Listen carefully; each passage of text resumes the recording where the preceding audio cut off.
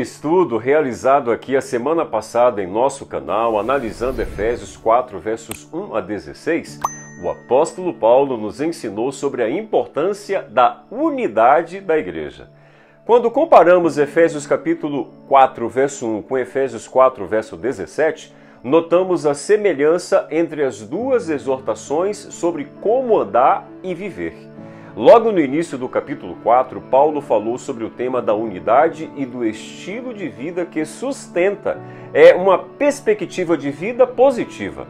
Dos versos 17 em diante, o apóstolo Paulo abordou o mesmo tema a partir de uma perspectiva mais negativa.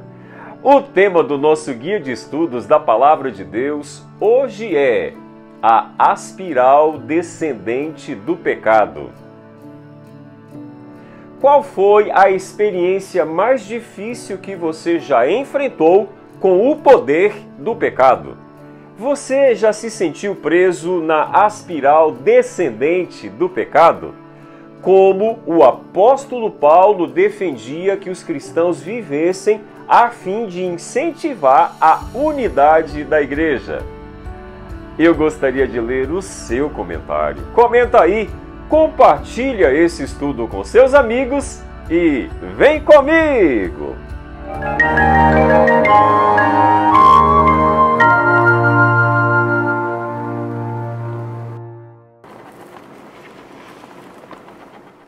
Vamos ler o texto do estudo de hoje.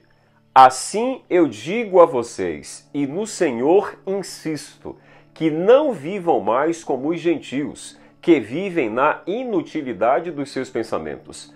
Eles estão obscurecidos no entendimento e separados da vida de Deus por causa da ignorância em que estavam, devido ao endurecimento do seu coração. Tendo perdido toda a sensibilidade, eles se entregaram à depravação, cometendo com avidez toda a espécie de impureza. Todavia, não foi isso que vocês aprenderam de Cristo. Efésios capítulo 4, versos 17 a 20. O governo que o Senhor Jesus designou para a edificação de sua igreja agora foi considerado. Em seguida, o apóstolo Paulo apresenta os frutos da doutrina do Evangelho que precisa ser visto na vida de cada cristão. Ou, se você preferir, ele começa a explicar minuciosamente a natureza dessa edificação pela qual a doutrina deve ser seguida.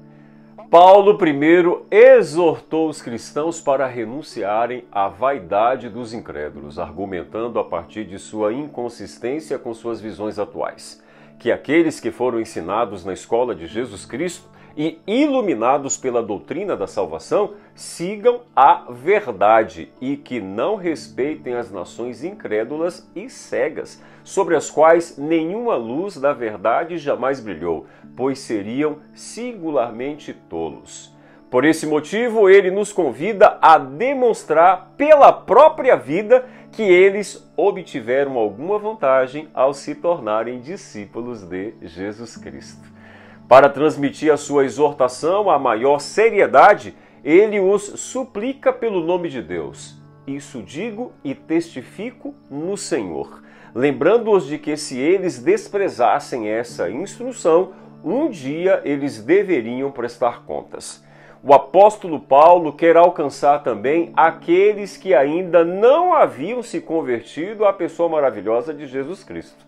Mas, ao mesmo tempo, ele lembra aos Efésios quão necessário era que eles se arrependessem, pois, por natureza, pareciam homens perdidos e condenados. A condição miserável e chocante de outras nações é apontada como motivo de uma mudança de disposição. Paulo afirma que os cristãos diferem dos incrédulos e aponta, como veremos no estudo desta semana, as causas principais dessa diferença. Infelizmente, o pecado se tornou popular e falar sobre ele nem tanto. Misericórdia, Senhor. Quando deixamos de falar do pecado em nossa doutrina, criamos uma quimera incontrolável. Se não entendemos o que é pecado, certamente não compreenderemos o que significa o perdão de Deus. E isso seria muito dramático. Quando pecamos deliberadamente, o pecado causa ruptura no relacionamento entre o ser humano e Deus. E a obra do Senhor Jesus é exatamente restaurar essa relação para que possamos entrar novamente em comunhão com Deus. O pecado é a semelhança de um espiral descendente porque sempre irá nos puxar para baixo. Quando nos convertemos, passamos a defender a fé cristã. E o ponto de partida óbvio é falar sobre o pecado e contra o pecado. O mundo pode tentar negar que Deus e Cristo não são reais, mas não pode negar a realidade do pecado e suas consequências.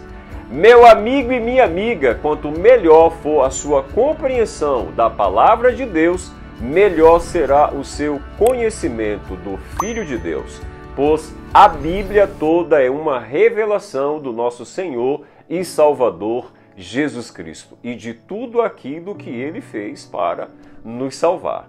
Tenha uma semana de muito sucesso!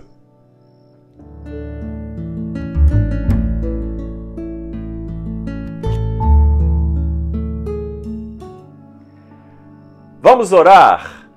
Nosso bondoso Deus, não permita, Senhor, que a nossa natureza pecaminosa nos faça entrar em um espiral descendente, que nos puxe para baixo, mas que o nosso encontro que tivemos com Jesus Cristo possa ser o diferencial em nossa vida, mudando a nossa mente e também as nossas atitudes.